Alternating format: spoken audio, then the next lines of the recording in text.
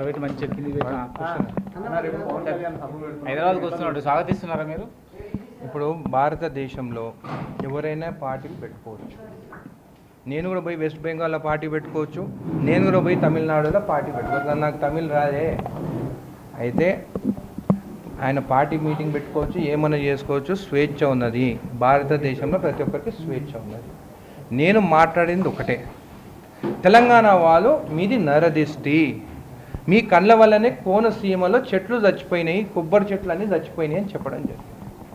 మమ్మల్ని చిన్న చూపుగా చూస్తారు. అదే కాకుండా మొన్న ప్రొఫెసర్ నాగేశ్వరరావు గారి గురించి కూడా మాట్లాడడం జరిగింది. ఒక ప్రొఫెసర్ గురించి, ఆయన గురించి ఏమని మాట్లాడి, నేనే అరెస్ట్ చేయొద్దని చెప్పినా అని అన్నాడు. నేను ఒకటే అడుగుతున్నాను, ఎప్పటి నుంచి డిప్యూటీ సీఎంలు మినిస్టర్లు చెప్తే పోలీసు వాళ్ళు అరెస్ట్ చేయకుంటున్నారు?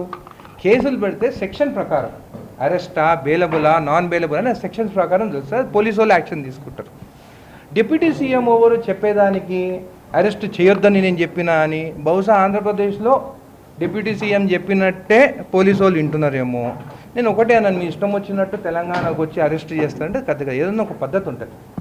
నేను కూడా ఎవరైనా మోసం చేస్తే, మహారాష్ట్రలో మోసం చేసి నేను కూడా కేసు బుక్ చేయగలుగుతాను. ఇక్కడ వాళ్ళు ఇట్లా మోసం చేసి పోయినారని చెప్పేసి కేసు బుక్ అయితే దాని తర్వాత అక్కడ పోలీసు వాళ్ళకి సపోర్ట్ తీసుకుని అక్కడ పోయి చేసుకోవాలి. కానీ మీరు ఇష్టం వచ్చినట్టు తెలంగాణకి వచ్చి తీసుకుపోతామంటే ఒప్పుకునే ప్రసక్తే లేదని చెప్పి కూడా నేను తెలియజేస్తున్నాను.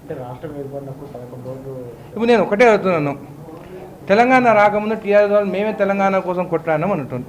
ఈరోజు తెలంగాణ వాళ్ళని ఇష్టం వచ్చినట్టు ఇష్టం వచ్చినట్టు అవతల వాళ్ళు కించపరిచి మాట్లాడుతుంటే ఒక్క బీఆర్ఎస్ వాళ్ళు కూడా ఎందుకు మాట్లాడతలేరు? ఒక్క బీజేపీ వాళ్ళు కూడా ఎందుకు మాట్లాడతలేరు? నాకు తెలిసి ఈ ఆంధ్ర పార్టీతోని బీఆర్ఎస్ బీజేపీ పొత్తు పెట్టుకుంటుందేమో వచ్చే ఎలక్షన్స్లో అని మాకు కూడా డౌట్ ఉన్నది. అందుకే వాళ్ళు ఒక్కడు కూడా మాట్లాడతలేరు. ప్రొఫెసర్ నాగేశ్వరరావు గారిని అరెస్ట్ చేస్తా అంటే మాట్లాడతలేరు. తెలంగాణ వాళ్ళది నరదిష్టి, చెట్లు చచ్చిపోయినాయి, మీ కళ్ళు మంచివి కావు తెలంగాణ వారి అని చెప్పి మాట్లాడితే కూడా వీళ్ళు మాట్లాడతారంటే నాకు తెలిసి ఆ ముగ్గురికి పొత్తు కన్ఫర్మ్ అయిందని తెలుస్తుంది. ఇదే కాకుండా ఇదే బీఆర్ 10 ఏళ్ళు ఉన్నప్పుడు నేను కూడా వచ్చే అసెంబ్లీలో మాట్లాడతాను. మన తెలంగాణ వాళ్ళు ఇంకా ఆంధ్రాలో పనిచేస్తున్నారు, ఆంధ్ర వాళ్ళు ఇక్కడ గవర్నమెంట్ ఆఫీసర్ ఇక్కడ పనిచేస్తున్నారు. చాలా మంది తెలంగాణ వాళ్ళకి పనిచేసేటప్పుడు నా దగ్గర రావడం జరిగింది. పాపం మన వాళ్ళేమో అక్కడ నరకంలో పనిచేస్తున్నారు, వాళ్ళేమో ఇక్కడ స్వర్గంలో పనిచేస్తున్నారు. ఖచ్చితంగా మన వాళ్ళని రిటర్న్ తీసుకొచ్చేదానికి సీఎం గారితో మాట్లాడతాను, అసెంబ్లీలో కూడా మాట్లాడతాను. ఆ లిస్టు కూడా నా దగ్గరకు వచ్చింది. కొన్ని డిపార్ట్మెంట్స్ వాళ్ళు ఇక్కడ రావాలంటే కూడా రాణిస్తలేదు.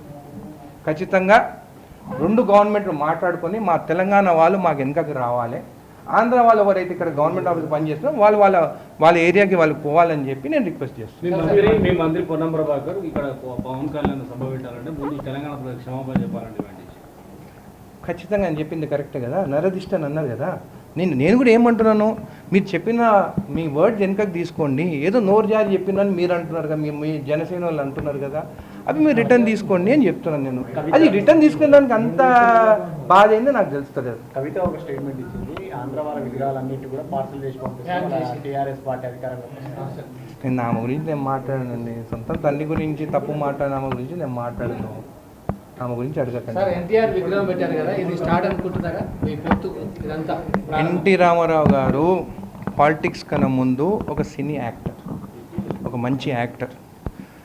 మన దేవుళ్ళని చూస్తే కృష్ణుని చూసినా కానీ, శ్రీరామచంద్రుని చూసినా కానీ అందరు ఎన్టీ రామారావు ఫోటోనే పెట్టుకుంటారు.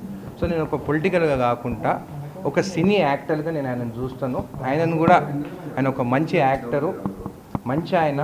మీరు అట్లా చూస్తే, మీరు హిస్టరీలోకి పోయి చూస్తే మా చిన్న తాత నల్లపరెడ్డి శ్రీనివాసరెడ్డి ఆయనతో కొట్టాడు. ఆ రోజు నెంబర్ 2గా ఉండే.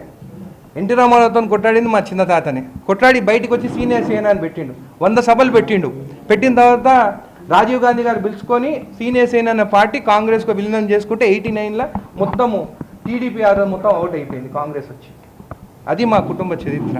సో మేము ఒకరి గురించి మాట్లాడలేదు, ఎన్టీ రామారావుని గౌరవిస్తాం 100%. ఎలక్షన్ ముందు నవీన్ యాదవ్ గారు చెప్పినారు అక్కడ పెడతామని చెప్పి, ఆ మాట ప్రకారం నవీన్ యాదవ్ గారు పెట్టించినారు. దాన్ని పొలిటికల్గా చూడకండి.